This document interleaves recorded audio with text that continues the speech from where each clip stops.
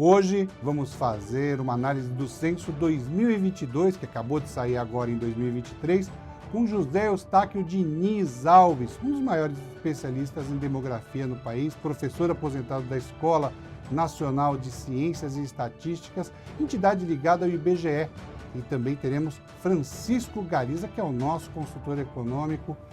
Tudo bom, Galiza? Como é que você está? Tudo bem, Paulo. Um grande abraço. Galiza, e quais são seus comentários? Paulo, eu não quero comentar nada. O Eustáquio é um dos maiores especialistas nesse assunto no Brasil. Fico honrado em falar com ele aqui e eu estou curioso para ouvir os comentários dele sobre os primeiros números do censo de 2022. Então vamos lá. Muito bom, Galiza, concordo com você. Também me sinto honrado em ter Eustáquio aqui. Eustáquio, seja bem-vindo, é uma grande honra e orgulho tê-lo aqui conosco. Professor Eustáquio, muito obrigado por estar de volta ao programa. A pergunta que eu gostaria de fazer é se você poderia dizer quais são as principais conclusões, ou três conclusões mais relevantes do censo que chamaram a sua atenção. Olha, eu que me sinto orgulhoso aqui de participar mais uma vez do programa, é uma honra, é uma oportunidade muito boa da gente discutir uma pesquisa tão importante, né? Na verdade, é a maior pesquisa que existe no país e que é a base de todas as outras pesquisas, né? O censo ainda não é questão de conclusão, né? Foram alguns dados que foram lançados pelo IBGE, são os primeiros dados, são basicamente os dados de população geral dos municípios, estados, regiões e para o Brasil, né? Desses resultados, eu destacaria três coisas. A primeira é o tamanho da população, né? O censo encontrou 203 milhões de pessoas em 1º de agosto de 2022. Tá? Esse número ficou muito aquém do que a gente estava esperando. Tá? Depois a gente pode discutir por quê. O outro dado importante, assim, relevante, que tem chamado muita atenção, e que também é uma certa surpresa, é que diversas capitais brasileiras diminuíram de tamanho. A gente estava esperando acontecer isso na década de 30, né? E aconteceu com bastante antecedência. Por exemplo, o Rio de Janeiro, né, que é a segunda maior cidade do país, diminuiu a população entre 2010 e 2022. Salvador, a queda foi monstruosa em Salvador, tá? Mas também Recife, Belém, Belo Horizonte, que é aonde eu nasci, né, Porto Alegre, né? Então, isso causou uma certa surpresa e a gente vai ter que aguardar novos dados do IBGE para a gente entender esse processo. Mas algumas cidades também, não capitais, tipo aqui no Rio de Janeiro, São Gonçalo, por exemplo, né, que estava esperando mais de 1 milhão de pessoas e ficou com menos de 900 mil. Né? Duque de Caxias, São João de Meriti, várias outras cidades da região metropolitana do estado também diminuíram de tamanho. Então, isso aí é um dado que tem chamado muita atenção. O outro dado que eu destacaria é a questão dos domicílios. Porque, veja só, Paulo e Galiza, né? Uma coisa muito, muito interessante que aconteceu, quer dizer, surpreendente, né? Porque a população, em 2010, era 191, passou para 203, em números arredondados. Isso dá 12 milhões de pessoas. Sabe quantos domicílios aumentaram nesse mesmo período? Quase 24 milhões de domicílios. Então, assim, aumentou 2 domicílios para cada habitante novo do país. E isso não deixa de ser bastante surpreendente, que a gente pode discutir mais na frente, que vai ter um impacto sobre a questão de déficit habitacional, de uma série de questões. Muito bom, Eustáquio. Eustáquio, você tem ideia de quais são os motivos para essa discrepância do crescimento populacional? E também você tem ideia sobre o envelhecimento da população? Pode falar um pouquinho do bônus demográfico e, em particular, alguma região que você vê uma diferença bastante significativa? Veja só, o IBGE ele fez as projeções populacionais, ele faz regularmente, as últimas foram em 2018. E nessas projeções populacionais, ele indicou que a população brasileira seria em torno de 214 milhões em 2022. Tá? O que acontece é o seguinte, essas projeções elas foram feitas sem a contagem que estava prevista em 2015, que não pôde ser realizada. Ela não levou em consideração a questão da Zika, ela não levou em consideração a crise econômica e, principalmente, ela não levou em consideração a crise sanitária de 2022, de 2020 até 2022, né, que aumentou os óbitos e diminuiu os nascimentos. Então, eu escrevi um artigo há 1 ano e meio atrás, dizendo que a gente não iria encontrar os 214. Isso é um exagero, e porque o censo foi adiado, o IBGE não teve condições de refazer essas projeções. Tá? Então, 214 está fora de questão. Mas 203 é muito pouco do que a gente estava esperando. Por que eu falo muito pouco? Porque a gente tem outros dados, tipos dados do Ministério da Saúde, do DataSUS. A gente tem dado de crescimento vegetativo do país, que é o seguinte, o DataSUS publica todo mês o número de mortes e o número de nascimentos no país.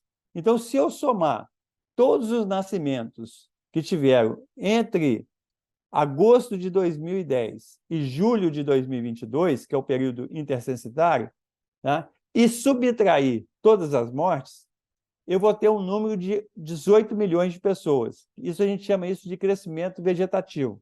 Tá? A população em 2010 era 191. 191 mais 18 dá 209. Então, se você me pergunta qual que seria a população, eu diria alguma coisa em torno de 209. É 209, com certeza? Não, porque é o seguinte, o crescimento vegetativo não leva em consideração a migração.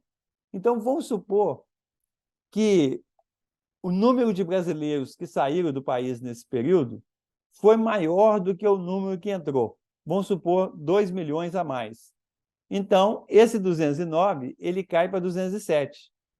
Por coincidência, o IBGE, na prévia do censo de dezembro do ano passado, ele indicou 207. Então, estava todo mundo esperando um número, alguma coisa entre 207 e 209, e veio 203. Como o IBGE ainda não divulgou sexo, idade, educação, mercado de trabalho, fica difícil, imigração, né, que é um dado importante, fica difícil da gente dizer a causa desse 203. Né? Então, ele gerou uma estranheza e a gente ainda não tem uma resposta adequada, porque a gente precisa de mais dados do IBGE, inclusive uma pesquisa de avaliação que o IBGE faz paralelamente ao censo e que ela não foi concluída ainda. Então, a gente tem que aguardar um pouco. Tá bom, Eustáquio, mas vamos falar então pelo menos da região geográfica e depois o bônus a gente fala no próximo bloco. Uma coisa que a gente já sabe é que as regiões mais populosas, né, que é a região sul, região sudeste e a região nordeste, e um pouco também a região sul, elas já cresciam menos do que a região norte e a região centro-oeste. Tá? Mas até o censo de 2010, a região norte crescia mais do que o centro-oeste. E agora, nos últimos 12 anos, o que ficou claro é que a região que mais cresce é a região centro-oeste. Tá? Porque, veja só, há 60 anos atrás, aonde é Brasília, não tinha praticamente ninguém. Hoje, Brasília é a terceira maior cidade do país, é Brasília, né? Que está na região centro-oeste. E toda aquela região cresceu a partir da demanda internacional por commodities. Então, você está numa região de fronteira, né? Você tem uma demanda internacional, você tem uma grande disponibilidade de terra, então o agronegócio cresceu tremendamente nessa região, né? Está indo para a Amazônia também, mas o central é o centro-oeste. Então, isso atraiu as atividades econômicas, atraiu atividades urbanas, né? E atraiu população. Então, o centro-oeste é a menor região em termos de população total, mas é a região que mais cresce. Provavelmente, se continuar nesse ritmo, ela vai passar a região norte, né? Passar a região sudeste, a região nordeste não, mas ela vai talvez seja a quarta região. Então, isso é um destaque.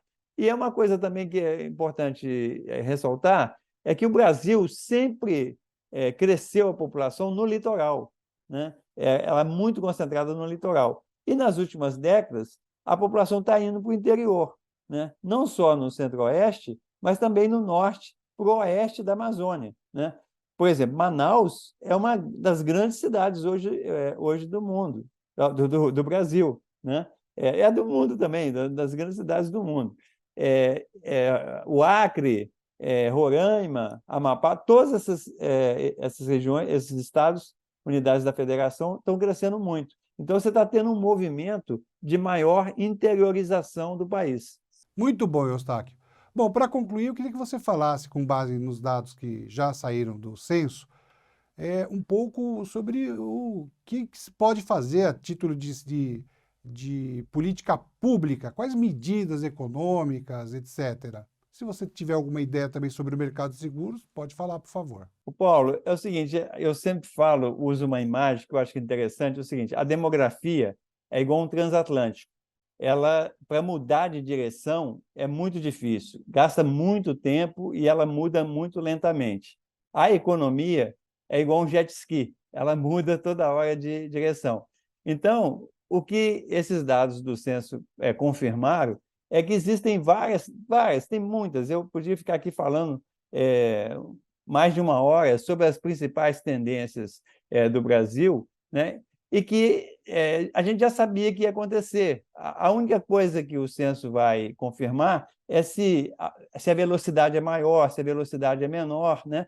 E aí eu queria destacar a questão do envelhecimento, porque o envelhecimento populacional, veja só, o envelhecimento populacional é diferente do envelhecimento pessoal. O envelhecimento populacional é o aumento da proporção de idosos no conjunto da população. Esse fenômeno ele acontece em função da transição demográfica, que a transição demográfica começou há mais de 100 anos atrás, com a queda da mortalidade, depois com a queda da natalidade, e aí ele vai mudando a estrutura etária, e isso é uma coisa assim, igual o transatlântico, é uma jornada longa, sem grandes direções. O que o censo mostrou? O censo mostrou que esse envelhecimento é real, que ele está aí, que ele vai ser a principal marca do século XXI e que ele está se aprofundando e acelerando.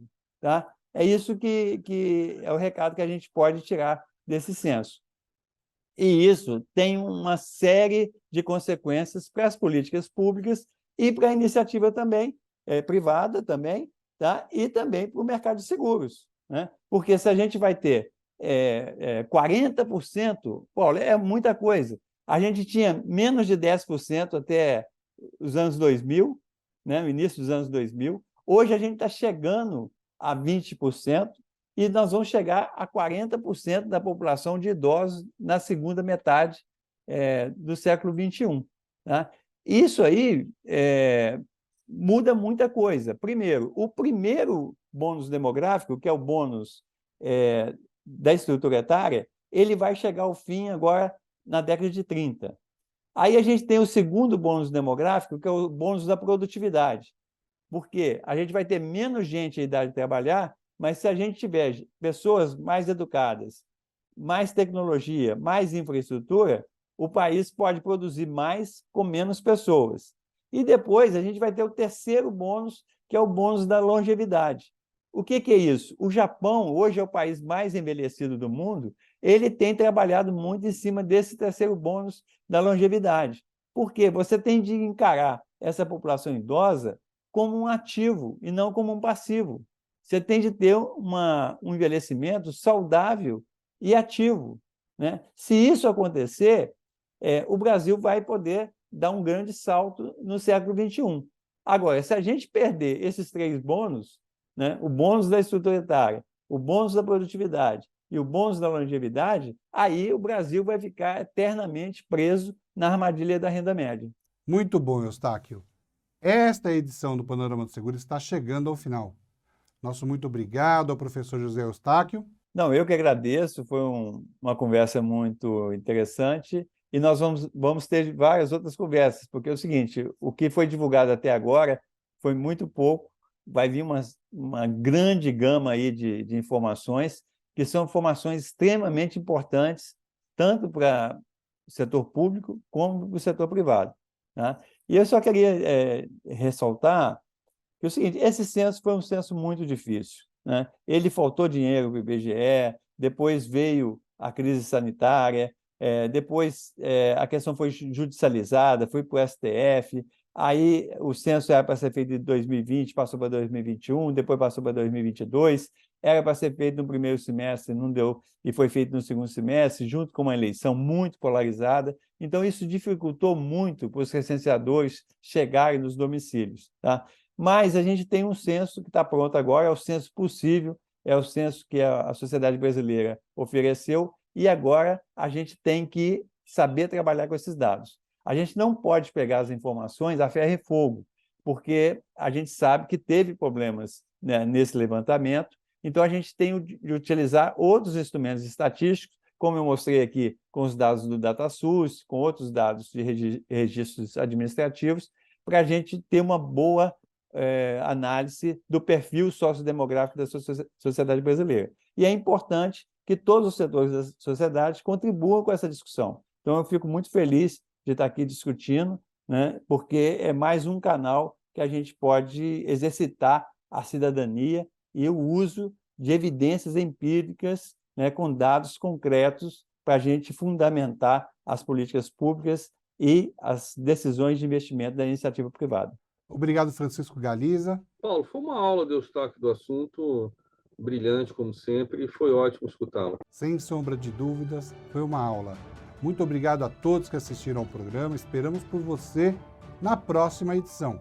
Por favor, continue nos enviando seus comentários, críticas, sugestões, ou por e-mail ou por WhatsApp. Um forte abraço, se cuidem e fiquem bem.